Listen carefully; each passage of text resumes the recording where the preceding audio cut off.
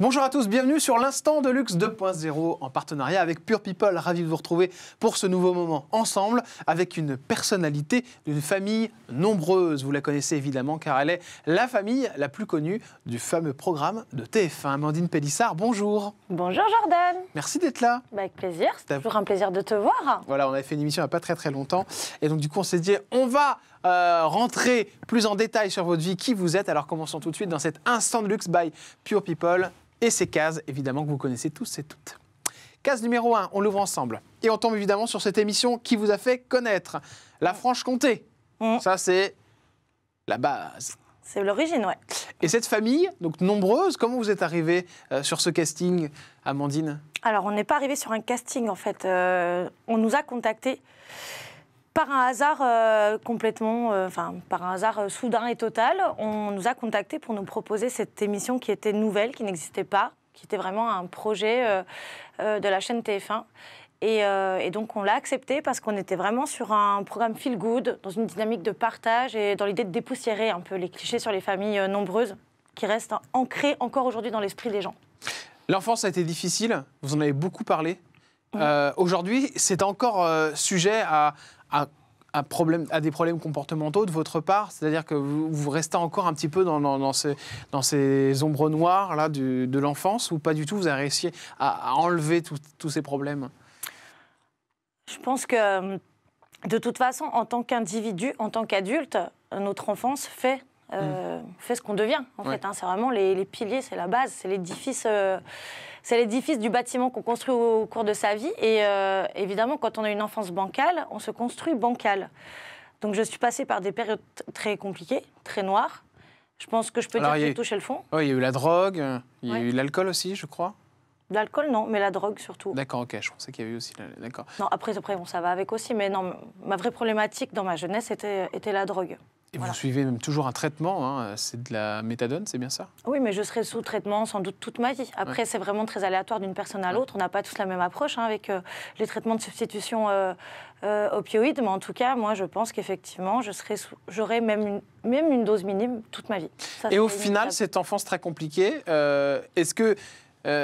Elle fait partie de vous. Si vous ne l'aviez pas eu, peut-être que vous n'auriez pas ce courage et cette façon d'être aussi qui font que vous êtes une famille démarquée dans cette émission. Je pense que mon problème a été pendant longtemps, je ne réussissais pas à me projeter. En fait, pour moi, je n'avais pas d'avenir. Jusqu'au jour où je suis devenue mère, je ne me voyais pas demain, en fait. C'était toujours... J'étais toujours en fait avec un pied dans le passé, un pied dans le présent, mais je n'avais aucune projection. Et devenir maman, ça m'a permis d'arriver à ça a fonctionné, ça vous savez faire les bébés, hein. C'est sûr et certain, on ne peut pas vous l'enlever. Léo, Léna, Alina, Luna, Adam, Charles, Hector et Octave. Et puis bientôt, comment il se rappellera le prochain? On va l'appeler Désiré, vu comme il nous fait pagayer celui-ci, hein, je crois. C'est compliqué de l'avoir? Eh oui, bizarrement, ouais. C'est monsieur ou c'est maman qui a du mal? Alors, aucun des deux. Aucun des deux. D'accord. Il n'y a aucun problème, justement, d'un point de vue médical. Vous avez fait des tests? On a été consultés, oui, quand même, parce que j'ai fait 2 fausses couches, donc on a été consultés, mais des fois, la vie nous met plus de complications. Est-ce que vous pensez que ça a un rapport avec le fait d'en avoir 8? D'après la gynécologue, non. Moi, je me dis que peut-être mon corps est un peu cabossé, quand même. Hein, mine de rien, j'ai quand même eu 8 enfants très rapprochés, donc c'est peut-être sans doute pour cela que ça prend plus de temps maintenant. Ça prend plus de temps. Mais vous y croyez, évidemment. Mais je ne lâche jamais l'affaire. Vous voulez aller jusqu'à 10? Alors, vu la complexité, aujourd'hui, je pense pas. Déjà 9, à moins qu'on en ait, que la vie nous offre des jumeaux, ce serait mon plus grand rêve. À un moment, ce sera pas trop, Amandine Pélissard. Il y aura pas trop d'enfants. Non, il n'y a jamais trop d'amour. Mais comment vous gérez pour la maison? Enfin, je veux dire, 8 enfants, c'est super compliqué. Vous ne pouvez pas donner le même temps d'attention à tout le monde. Alors, en fait, on a la chance d'avoir un capital sommeil très restreint. Déjà, on dort peu, mais que ce soit mon mari et moi. Et on est 2, en fait, on est une équipe. Parce que s'il avait fallu, comment dire, que j'assume tout toute seule, ça aurait pas été... C'était pas mon idéologie de la famille, surtout pas. Et encore moins avec l'enfance et la famille que moi j'ai eue, en fait. Donc, mon mari et moi, on assume tout, tous les deux, tout le temps, à fond. Donc, vous avez des regrets? Ah, jamais. Jamais? Je préfère avoir des remords que des regrets. Des regrets, non. Jamais. Jamais. Case suivante, avec Amandine Pélissard. Case numéro 2. Évidemment, on parle de santé avec vous, pour savoir si vous allez bien. Alors, je viens de voir une photo là, qui est passée dans l'écran.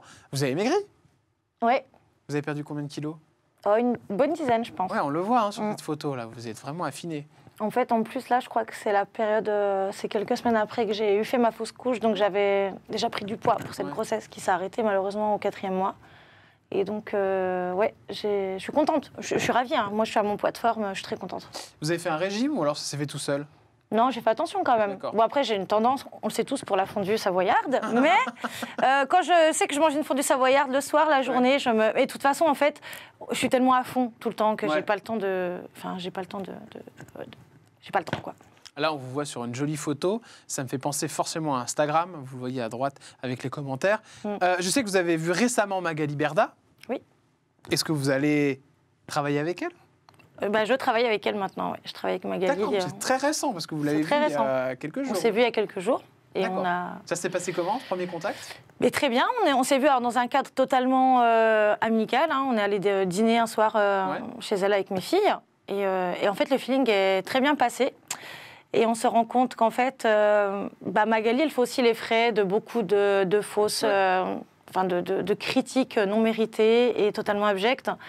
Et vraiment, c'est une très belle personne et je suis ravie de travailler avec elle aujourd'hui. D'accord. Vous aviez été contacté par d'autres personnes? Pour travailler avec... Oui, pour travailler avec, avec les concurrents. Mais bien sûr. Wesley et compagnie, c'est ça?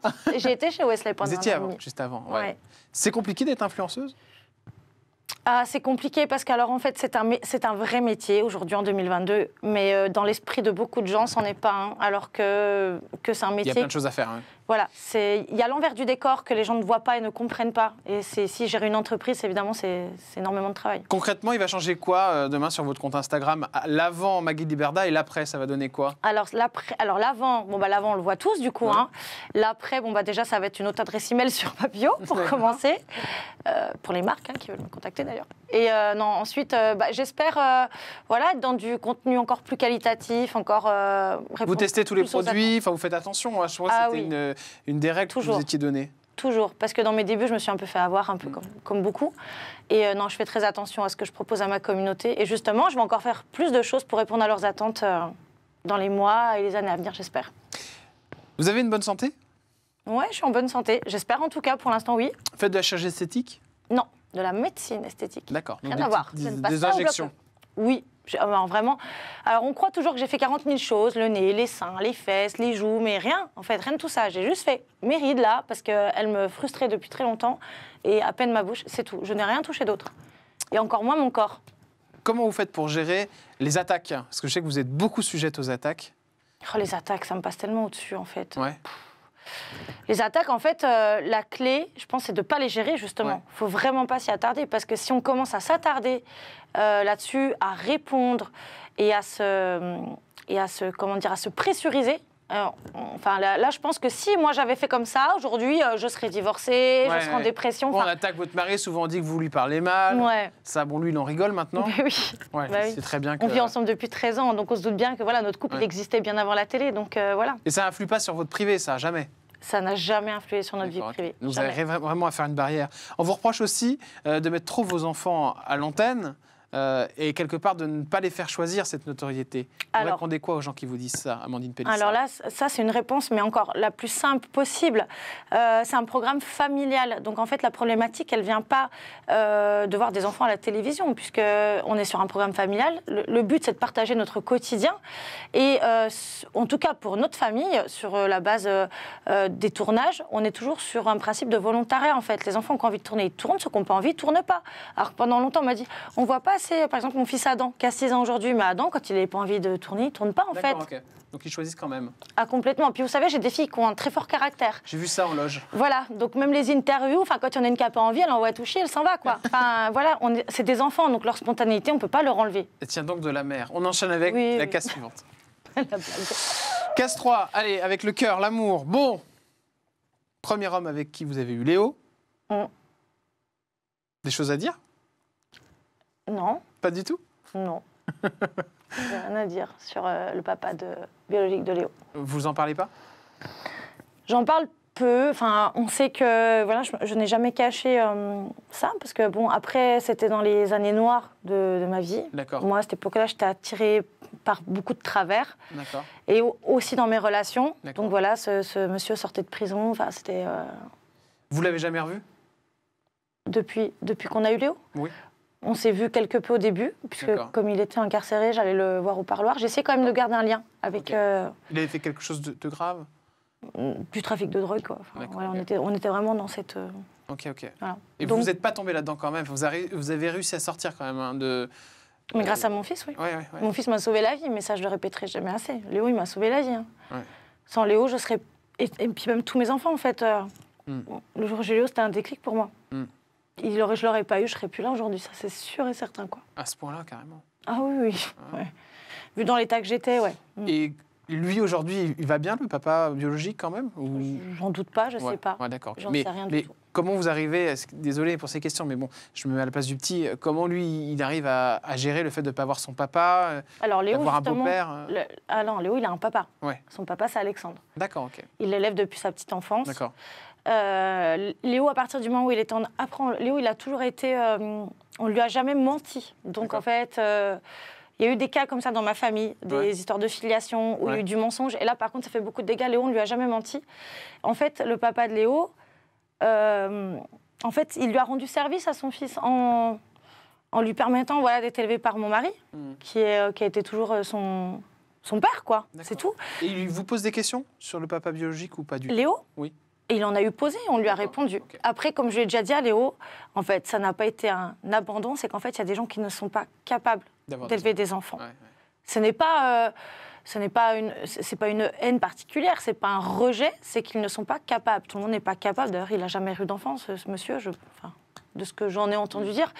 Donc voilà, on ne peut pas lui en vouloir, en fait. Et justement, il a rendu service à son fils en lui permettant d'avoir une vie meilleure, quoi.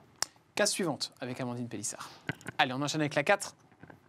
Drapeau bleu, blanc, rouge pour un petit coup de politique et savoir si vous allez voter pour quelqu'un. Non, je ne voterai pas. Vous n'allez pas voter? Non. Donc c'est sûr et certain. C'est sûr et certain. D'accord. Vous n'avez même pas quelqu'un vers qui vous tendez? Non. En fait, on voudrait faire un medley d'un peu tout le monde et en faire une personne qui n'existe pas. Donc ce n'est pas possible. Vous n'êtes pas très branché politique de toute manière. Hein. C'est pas votre truc, ça. Si, mais en fait, je réfute vraiment beaucoup de choses dans ce domaine-là. Donc autant il y a des choses très intéressantes chez les uns, chez les autres, à droite ou à gauche, mais en tout cas... aucun n'arrive à me donner envie de voter pour lui ou pour elle. Donc c'est très compliqué pour moi de prendre parti. Case suivante avec Amandine Pélissard, la case numéro 5. Allez, on l'ouvre ensemble et on découvre le logo d'Instagram. Évidemment, vous êtes très présente sur cette application. Vous avez signé récemment, vous le disiez tout à l'heure, avec Magali Berda, qui va donc s'occuper de vous. Vous êtes aussi très proche d'une personnalité qui fait beaucoup d'émules sur les réseaux sociaux. C'est Jérém Star. Vous avez vu récemment avec lui sur son spectacle, d'ailleurs, oui. À Besançon, d'ailleurs, en Franche-Comté, je suis allée le voir. Ouais. Besançon. Pourquoi vous êtes aussi liés tous les deux? Gays? Liés? Ah, liés. Ça oui.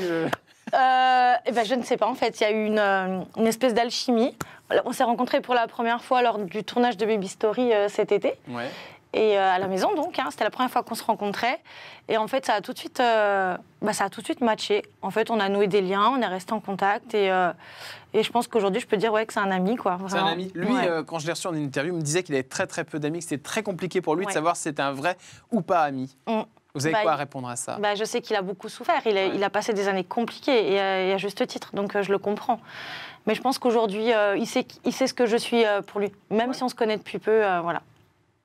Alors, vous, c'est une enfance, on le disait tout à l'heure, compliquée. Et puis après, tout a été mieux avec les enfants. Et c'est arrivé d'Instagram. Comment vous arrivez à le gérer avec les enfants? C'est-à-dire que vous faites des lives, mais alors des fois, vous en mettez que quelques-uns, que d'autres. C'est souvent qu'avec votre mari. Oui, sur les lives Instagram. Comment vous choisissez ça? Comment vous le faites? À quel moment? C'est toujours des moments en plus, c'est plus dans la soirée, si j'ai bien compris. Disons que les réseaux sociaux, pour moi, ce n'est pas un endroit où les enfants doivent être présents, en tout cas pas sans l'autorité des parents derrière. Donc ça arrive rarement que je fasse des lives avec mes filles aînées, et ça, auquel cas, c'est en journée. Et donc la plupart du temps, c'est en soirée quand mes enfants dorment, parce que pour moi, les enfants, ils n'ont rien à faire sur les réseaux sociaux, en fait. Que vous disent les gens quand vous faites un live? On a de tout sur les lives. Alors, c'est vrai qu'on a des lives qui sont très suivis. On a de tout, quoi. Il y a des personnes hyper bienveillantes, très solaires, qui nous suivent depuis longtemps et qui sont là, et on les voit. Et il y a aussi beaucoup de trolls. Ça, on va pas se mentir. Trolls, c'est les gens qui vous insultent. Oui, beaucoup. Vous mettez ça dans la boîte? Dans la boîte à con. Voilà, ma boîte à D'accord, con. ça, vous avez inventé ça pour vous sortir des gens qui vous attaquent. Votre mari, comment il réagit à ça, aux attaques? Mon mari, Il gère, lui? mon mari, il Il a a un l'air peu... quand même assez sensible. Hein, Non, en fait, mon mari, c'est un faux calme. ouais. C'est pas... Alors, il n'est pas sensible, mais c'est un faux calme. Donc, il a l'air toujours très calme, très impassible. Mais par contre, quand il monte, hein, et il monte et il redescend pas. Moi, je monte vite et je redescends vite. On est vraiment aux antipodes l'un de l'autre. Donc, par contre, quand ça le pompe, ouais, il envoie chier. Mais bon, c'est vrai que lui, il va mettre plus de temps que moi avant de... On n'est pas pareil, en fait. On est vraiment différents. Ça a changé votre vie quotidienne, cette émission? Notre vie? Oui. Ah oui, bien sûr que ça a changé notre vie. Qu'est-ce qui change? Tout. Les courses? Les courses. Quand vous allez faire les courses, je suppose qu'on Maintenant, vous arrête. Je me fais livrer. Ouais, je me fais livrer pour éviter d'y aller, justement. D'accord, mais c'est par rapport à quoi? Parce qu'il y a trop de courses à faire ou c'est parce que les gens vous... C'est un peu de tout. C'est un peu de tout. Après c'est un plaisir de rencontrer les gens, même dans la rue, quand je vais en ville, chez moi. Enfin, c'est un plaisir de rencontrer les gens. Mais il y a des fois, on n'a pas envie d'être reconnu, je suppose. Il y a des fois, oui, on n'a pas forcément... justement, quand j'ai des courses à faire, que j'ai 1 heure pour faire mes courses, évidemment, j'ai pas 4 heures devant moi. Donc c'est vrai qu'on opte pour d'autres solutions, pour aller moins dans les lieux publics, du coup. Qu'est-ce qui est compliqué avec la notoriété, Amandine Pélissard? Ce qui est compliqué avec la notoriété, c'est non pas le jugement, mais en fait, c'est quand le jugement passe la porte de votre vie privée. Là, par contre, ça devient compliqué parce qu'on se rend compte que la plupart des gens restent sur le digital, hein, ça reste sur les réseaux, sur des forums, sur des choses dont on se fout complètement. Mais quand ça passe la barrière de ma maison, là, par contre, là, c'est différent. Alors, c'est arrivé récemment, d'ailleurs, avec une lettre, et il y en a eu une deuxième. Une troisième, et là... Il y a une troisième lettre? Encore une troisième, ouais. Donc là, c'est la 4e. On a reçu une 4e. Vous avez reçu une 4e lettre? Oui. Il y a 2 jours, là, juste avant que j'arrive sur Paris. D'accord. Et qu'est-ce qu'elle dit, cette lettre? Elle dit... je l'ai avec moi, je vais vous la lire. Ah, vous l'avez avec vous? Oui. Je l'ai emmenée avec moi. Si je la trouve, elle est où? Elle est là. D'accord, ok. En fait, il faut savoir quand le problème qui, du coup... Et vous l'avez avec vous pour quelle raison? C'est pour l'envoyer à la... Parce qu'en fait, je l'ai reçue juste avant de partir. Donc je l'ai découverte en partant de chez moi. Et comme là, j'ai déposé plainte récemment. D'accord. Contre une personne en particulier, enfin, contre X, mais c'est une même personne qui écrit ses courriers. D'accord, on sait que c'est la même personne maintenant. Et on voit que cette personne monte au créneau violemment. Et je pense que c'est important de le dénoncer surtout et de montrer où on en est, quoi. Parce que même la police, lorsque j'ai passé une demi-journée il y a 2 semaines pour déposer plainte, ils m'ont suggéré de prendre un garde du corps à notre domicile. À ce point-là? Oui, à ce point-là, oui. Mais on en est à des points où nous, en tout cas, on ne rentrera pas dans cette paranoïa-là. Mais en tout cas, oui, on compte... Alors, comme je lui ai répondu, moi, je compte surtout sur les forces de l'ordre pour faire leur travail et retrouver l'auteur. Ce qui était compliqué la première fois que vous aviez été les voir, hein, parce qu'ils voulaient Ils n'ont pas voulu prendre notre plainte. Ça a changé aujourd'hui? Aujourd'hui, ils ont pris ma plainte. Ils ont fait un dossier qui est parti. Vous avez été obligé d'aller sur Touche pas mon poste pour qu'ils prennent votre plainte, hein, quand même. Hein. Ma plainte a été prise après, en tout cas. Ma plainte a été prise après mon passage à la TPMP. Hallucinant que ce ne soit pas pris au sérieux. Est-ce que ça vous dérange de lire le contenu de cette lettre? Non, ça ne me dérange pas du tout. Ça me dérange pas du tout. Moi, ça me révulse. Et là, vraiment, je mise beaucoup sur le travail des policiers, quoi. Parce qu'encore une fois, c'est la même personne. On a 3 courriers du même auteur, avec le code du point postal où ça a été déposé. Enfin, il y a possibilité de trouver qui c'est, en fait. Mais bon, a priori, là, cette personne, rien ne l'arrête. Hein. C'est ça qui est fou, quoi. Donc, tu veux que je te la lise? Mais je veux bien que vous me disiez le contenu de la lettre. Après, si les mots sont trop durs, vous pouvez ne pas la lire, hein, si vous voulez. Non, mais je vais te la lire. Je m'adresse à toi, pute de Amandine. Tu peux porter plainte. Je suis le géniteur de ton bâtard de fils. Ce qui est complètement faux, hein, pour le coup. Je sais très bien que c'est pas lui. Entre parenthèses. Hein. On a affaire à quelqu'un vraiment mentalement très, très malade, je pense. Hein. Même avec les plaintes, je te buterai. La France entière va savoir la vie que tu avais avant tes enfants. Pour le coup, déjà, tout le monde le sait, hein, puisque je m'en suis jamais cachée. Donc, voilà. Tes enfants sont moches. Même à l'école, j'y suis. Tous les endroits où tu vas, je sais. Ton mari, quand il parle, un mongol. Léo, je connais les endroits où il va. On est plusieurs à vouloir ta peau. Tôt ou tard, tu crèveras. Famille XXL, la honte. Ton mari, c'est un pédophile. Voilà. Ce qui est terrible dans cette lettre, c'est qu'en plus, il y a des similitudes avec les histoires de lettres du petit Grégory. qui était à peu près sur les... C'est un peu des mots un petit peu dans le... On a déjà dû vous le dire, hein, je crois. Bah, disons que oui, on a affaire à un corbeau, en fait, et qui est dans la même dynamique. Dans la même dynamique d'harceler, de persécuter, avec des propos abjects, toujours plus dégueulasses les uns que les autres. Ça vous touche? Ça me touche. Non, ça me touche pas. Par contre, encore une fois, moi, je suis inquiète de recevoir ça chez moi. C'est tout. Il faut que les choses s'arrêtent. Vous le croyez quand il dit qu'il sait où sont les petits Non, ça, je le crois pas. Ouais. Ça, je le crois pas. Mais j'ai pas envie non plus d'attendre que... Voilà. Ouais. Donc là, il y a une plainte en cours. La police doit faire son travail. Mais là, il faut vous mettre carrément en sécurité, parce que c'est quand même hyper inquiétant. Hein. Votre mari il réagit comment? Mon mari, lui dit de pas partir dans la paranoïa, quoi, non plus. Ouais. Et de faire un peu, de pressuriser un peu les forces de police pour que ça bouge. Parce qu'encore une fois, c'est le même auteur. Ouais. Depuis 3 lettres. Il écrit, hein, je me permets de regarder. Oui, c'est écrit à la main. C'est pas du... Et on sent, alors, bon, je suis pas graphologue, mais on sent de lettre en lettre que le coup de crayon est plus fort, plus énervé. Là c'est même plus en cursif, c'est en lettres capitales. Avant, c'était en écriture cursive. D'accord. Et on sent bien là que ça monte au créneau, quoi. Que la personne, en fait, est de plus en plus violente, abjecte, immonde. Et on sait pas... Voilà, on sait pas... Enfin... Alors, on va vous dire, oui, bah, c'est sans doute quelqu'un qui... Voilà, c'est des paroles et c'est quelqu'un qui ne sait pas quoi faire de sa vie, sans doute. C'est quand même la 4e lettre qui vous envoie dans votre boîte aux lettres. C'est la 4e lettre qu'on reçoit, c'est la 3e de cet auteur-là. Ouais. Et au niveau des empreintes digitales, il n'y a rien à faire? Bah, la police est censée enquêter, là, en ce moment même. D'accord. En ce moment où je te parle, ils sont censés enquêter. Donc, je ne sais pas. Je ne sais pas où ça en est. Là, je dois y retourner, justement, à mon retour à la maison pour ajouter ce courrier-là au dossier. Mais il est censé quand même avoir une enquête qui a démarré il y a 2 semaines. Et ce courrier, ce dossier a dû être envoyé normalement au département de l'atteinte aux personnes. Et il doit y avoir une enquête en cours. Il y a une personne qui est avec vous maintenant ou pas du tout au niveau de la police, enfin, qui vous protège ou pas du tout? Ah non, personne ne nous protège, non. D'accord, ok. Bon, vous la proposez? On m'a conseillé de faire appeler un garde du corps, mais... D'accord. Et la police, aujourd'hui, n'est pas d'accord pour vous mettre quelqu'un à disposition? Alors, je sais pas. Avec la notoriété, l'émission... Comment TF1 réagit à ça? Alors, TF1 est attentif, quand même. D'accord. Je le renvoie à chaque fois qu'on reçoit une lettre, je le renvoie. Et ça part au service juridique? Ça part au service juridique. D'accord. Mais après, TF1, c'est pas la police, donc dans tous les cas, TF1, ils sont attentifs, ils collectent, ils font... Voilà, mais ils font... Concrètement, ils font rien de plus, quoi. Ils peuvent pas. Merci d'avoir eu le courage de la lire, en tout cas, et puis de nous expliquer ce qui se passe. C'est très important parce que ça nous permet aussi de comprendre et se rendre compte que aussi, voilà, la télé peut aller très très loin, quoi. Là, en l'occurrence, c'est certainement une personne jalouse, hein, aussi de la notoriété que vous pouviez avoir. Et voilà, ça va très très très loin en effet. Mais ça, c'est pas normal, quoi. C'est ça clair. doit pas arriver. C'est là qu'on est. Là, on est hors la loi, là, par contre. Bien sûr, bien sûr. Faut quand même bien le mentionner. C'est interdit par la loi. Voilà.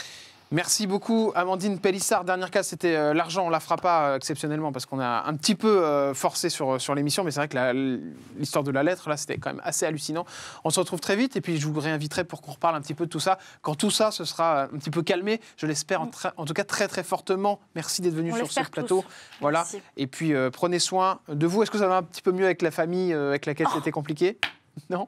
Rien à dire à ce sujet-là. Vraiment, vraiment rien à dire du tout. Alors on ne dit rien. Restez avec moi quand même pour dire au revoir. Je m'en vais, moi. À demain pour un nouvel Instant de Luxe by Pure People. Merci de nous avoir suivis. Ciao.